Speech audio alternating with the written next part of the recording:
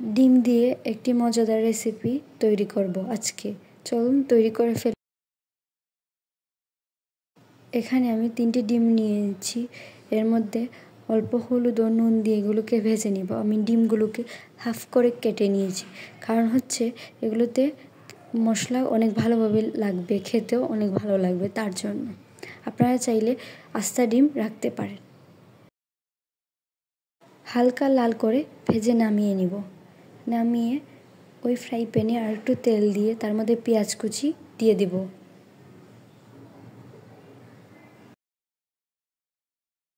তারপর তেজপাতা, দারচিনি, এলাচ এগুলো দিয়ে আরও কিছু সময় ভেজে নিব।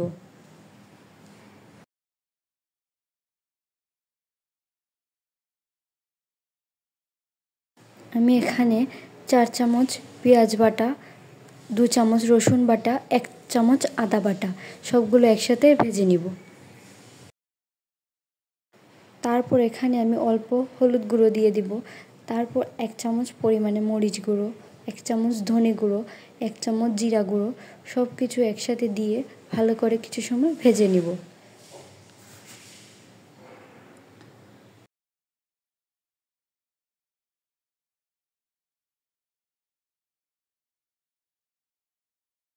অল্প কিছু সময় ভেজে তার মধ্যে আমি অল্প পরিমাণে নুন দিয়ে দিব।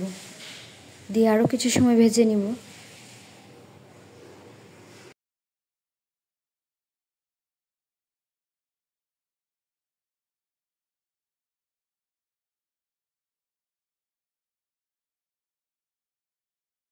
আমার প্রায় ভাজা হয়ে গেছে। তারপর আমি 1 কাপ পরিমাণে পানি দিয়ে ভেজে রাখা ডিমগুলো দিয়ে দিব।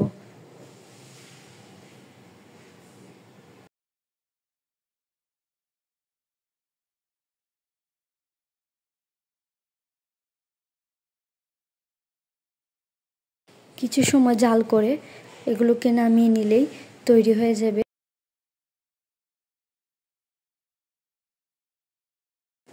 আমি ডিমের এই রেসিপিটা হাঁসের ডিম দিয়ে করেছি। 3টা হাঁসের ডিমকে সেদ্ধ করে এটা দিয়ে করেছি।